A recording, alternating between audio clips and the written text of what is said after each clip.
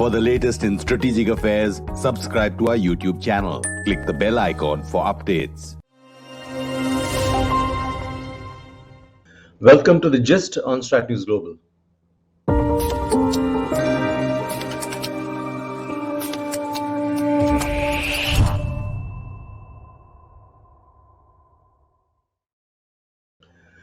Good evening, welcome to the Gist. And this evening, I'm your host, Surya Gangadharan.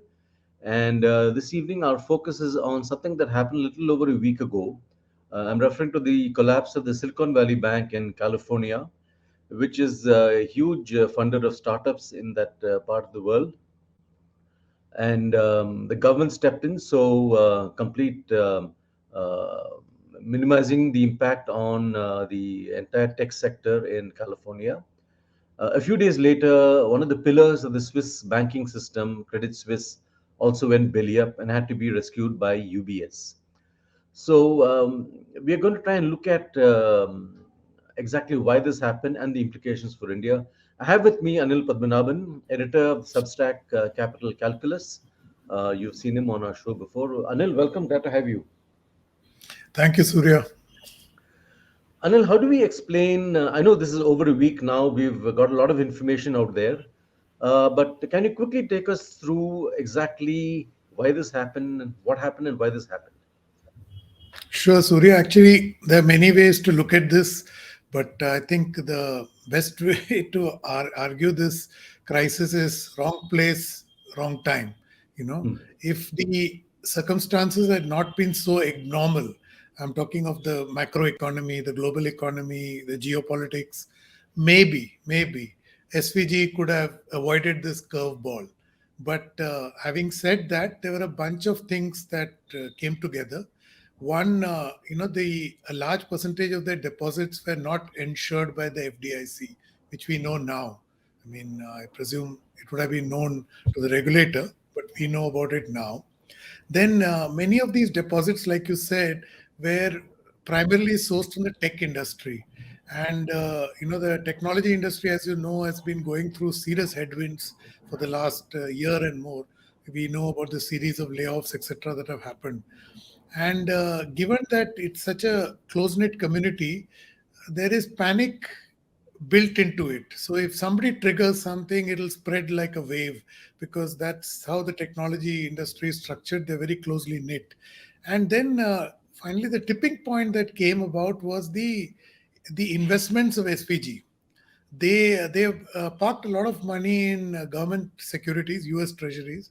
And what has happened over the last year, when the US Fed started hiking interest rates at a very rapid pace, the value of these securities declined. That is because the value of this price of a security is inversely proportional to the interest rate or the coupon rate that goes along with it. So the coupon rate goes up, which means the value of your security will go down. And the depreciating value of the securities meant that a potential avenue of liquidity also got choked.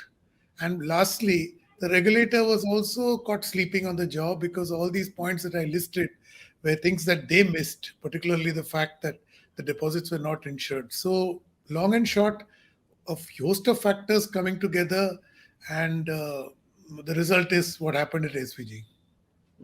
So a certain lack of attention being paid to the banking sector in the US. Oh, yes, absolutely. The regulator, I mean, I don't want to generalize, but we don't know what's beneath the hood right now. But after SVG, questions are being asked. So, which means the questions are being asked of the regulator. Like, how did you miss these red flags? And secondly, I'm not sure the regulatory system or the monetary authorities or the government is seized of the fact, which now after SVG they're aware of, the impact of interest rates hikes. It's one thing to say that I need to hike interest rates to contain demand and thereby contain inflation.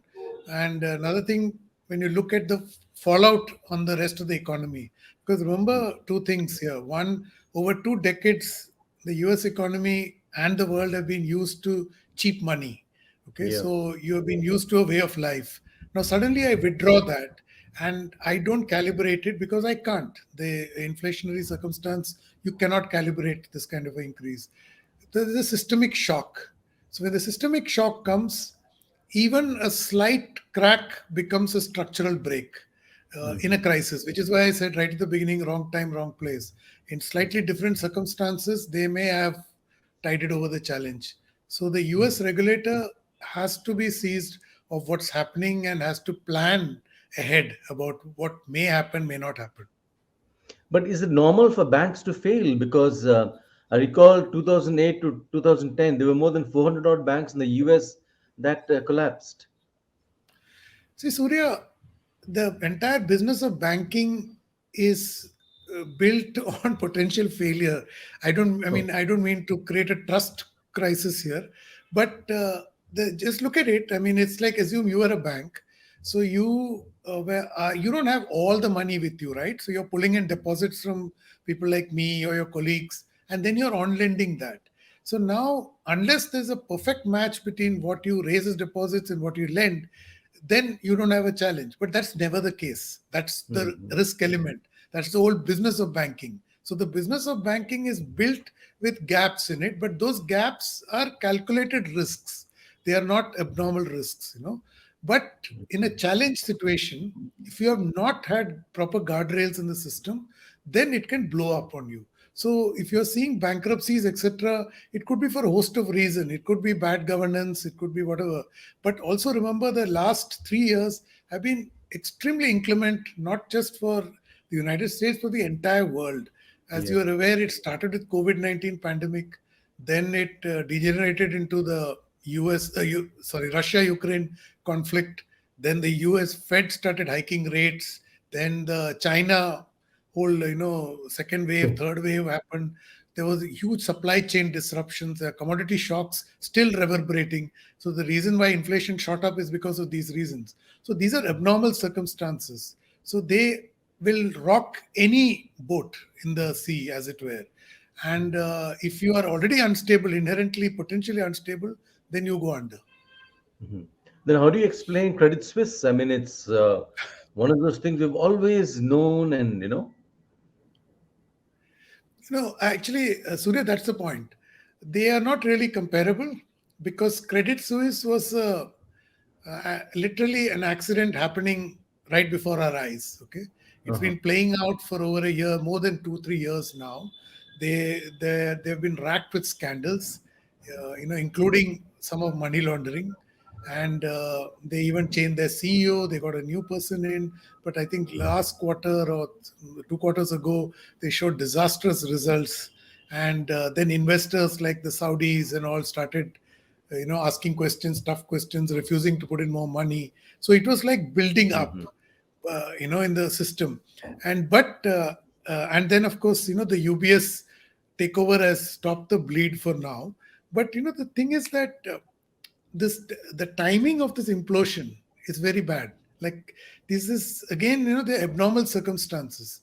So when a system like a big bank like Credit Suisse implodes at this time, they have serious impacts. They have a multiplier impact on the rest of the system. They have moved quickly to diffuse it, but we can't guess who got hit where. The linkages with Credit Suisse can hurt if you're a lesser player. So in fact, I saw yesterday or last night the IMF chief, Kristalina Georgieva, warned the turmoil in the banking sector post global financial stability threat. So Mhm. the IMF chief is saying there's a global financial stability threat. So I would sit up and wake up for Credit Suisse too, purely because there's a potential red flag up there. So be careful about where you step and how you step. Mhm. So you can expect a run on other banks in the years ahead, in the months ahead. I hope not, but issue is if you're prepared, probably the challenge can be tackled. But the point is that the Europe has barely avoided a recession. Sorry, pardon me, and the US is teetering very close to it. Now, Mhm. if you have a financial stability crisis or even an inkling of it, then it will start creating more reverberations in the system. And please keep in mind, there's a massive geopolitical reset also happening on the other side.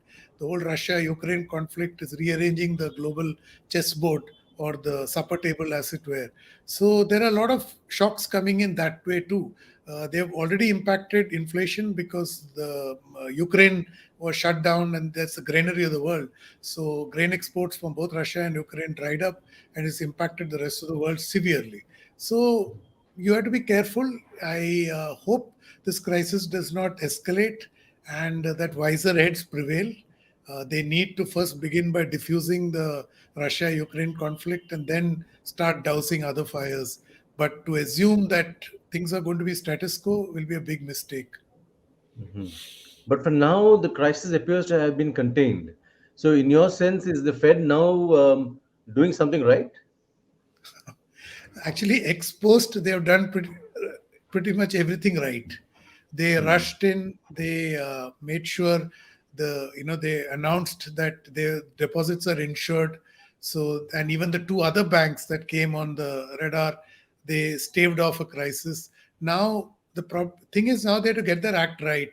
Mm. Having doused the fire, they need to make sure that they stabilize sentiment in the US at this point, because consumer confidence will definitely be shaken. These are Mhm. regional banks, and they have a different play, and all regional banks will come under scrutiny. And these deposits are pretty vulnerable. So, depending which parts of the US you are from. Now, having said that, the US Fed, I mean, US authorities, not Fed, the monetary authority needs to say probably put some kind of bailout plan for maybe Mm. 1 year, 2 years, that they say we ensure all deposits.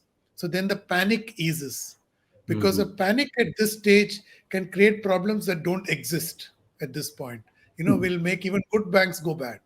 So Mhm. the way the US Fed and the US authorities conduct themselves going forward will be critical. And of course, the US Fed has to take a call now on the rate hikes, because what the SVG and the other two banks showed us is that the interest rates are a broadsword. They cut on both sides. Yes, you raise rates, you can curb demand and you'll control inflation, but you are shocking the system, as I explained earlier. So when you shock the system, be prepared for the structural breaks that will happen, and they trigger a different fallout. So now onwards, going forward, it has to be very carefully calibrated. So the US Fed will play a central role now going forward. All eyes will watch all their actions. So, you expect SVB will rise again, or the chapter is over? SVG, I think it didn't change hands. I mean, they will change hands. So Mhm. they see, the greatest thing about American capitalism is what Schumpeter said, creative destruction. So, I mean, if you walk down Manhattan, the Fifth Avenue, for example, it's the Mm. prime shopping street of the New York. You will, Yes. I can guarantee to you, you walk with a gap of 6 months, you will see new shops, new opportunities, new kind of outlets which will open. So on fashions or Fifth Avenue, the lifespan of most, unless you're a deep pocketed guy and you got big stakes, is 6 months. So which is okay. This creative destruction, as Schumpeter described, is not a bad thing. But if Mm. creative destruction takes the form of a contagion, then that's a terrible thing. Okay. Let's look at the impact on India. We seem to have weathered it well. What's your sense? Oh, yeah, actually, for the SVG implosion to impact India is a stretch, very long stretch. So, Mhm. unless it escalates into a global contagion like, say, the 2008 crisis or the 1997 global currency crisis, then India will also get pulled into it. At this point, it's reasonably insured against that, but it's not protected against macroeconomic fallouts. So, as I explained earlier, if this is not contained, this they allow it to slide, it starts building into other challenges, then we are going to have problems. And please remember, there is another gorilla in the room which none of us have our eyes on. In fact, most worryingly, you and I don't matter, but world leaders don't have an eye on it, is climate change. And climate Mhm. change is becoming a commercial risk now. It is no longer a ecological risk. So commercial risk can happen, like say the floods in Pakistan is devastated an economy Yeah. like Pakistan, already under pressure, devastated by the floods. So imagine what happened to Kerala 3 or 4 years ago. So it is a commercial risk now. So please, India needs to be careful that all these risks on the board are being rearranged. It has to be watchful. And one good thing is it has been watchful ever since COVID happened. So far, so good, but fingers crossed. Mhm. What about the startup ecosystem? You think that will be affected, or it's kind of chugging along? What's your sense? See, Surya, when the SVG happened, there was a big set of headlines which claimed that about 20, 30 startups are going to be in trouble. Several of them were unicorns because their Yeah. money was parked with the SVGs, okay, with the Silicon Valley Bank. So but later on it turned out that that was not true, and even the VC money that flew in through SVB was not exactly, they had already checked out of the system.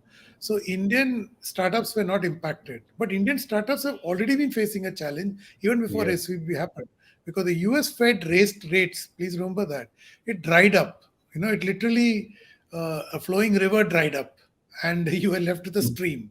So which means easy money went out of the system.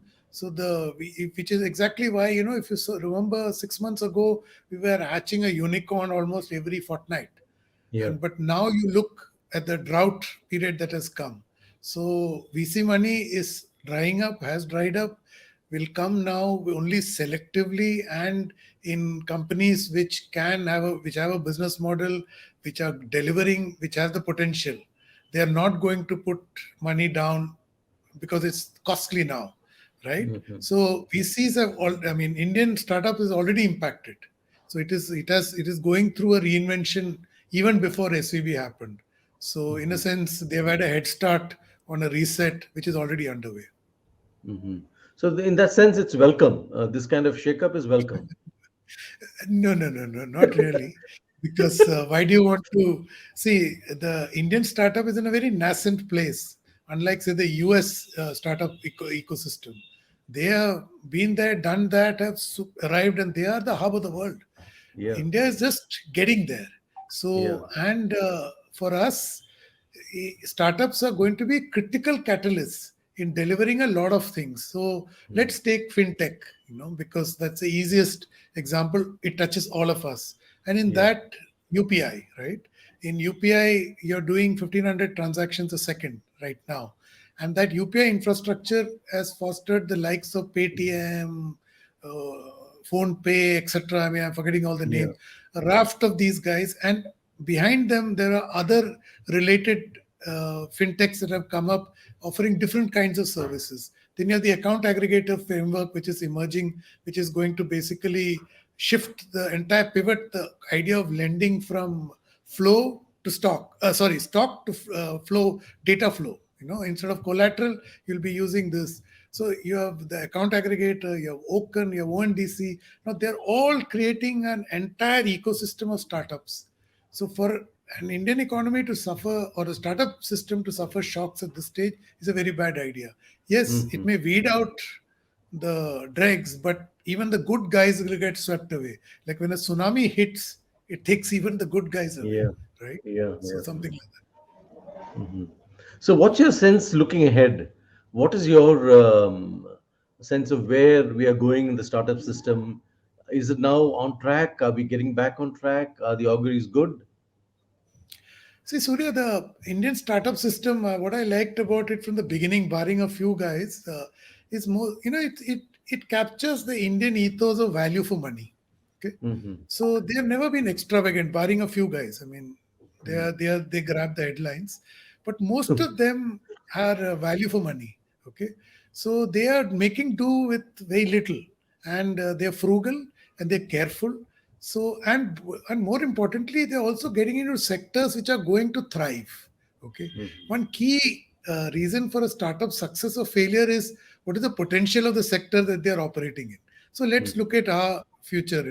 Whether it's education, green, climate, transport, fintech, insurtech, agri-tech, they are all not even started crawling. Okay, these sectors will crawl, they'll walk, they'll run.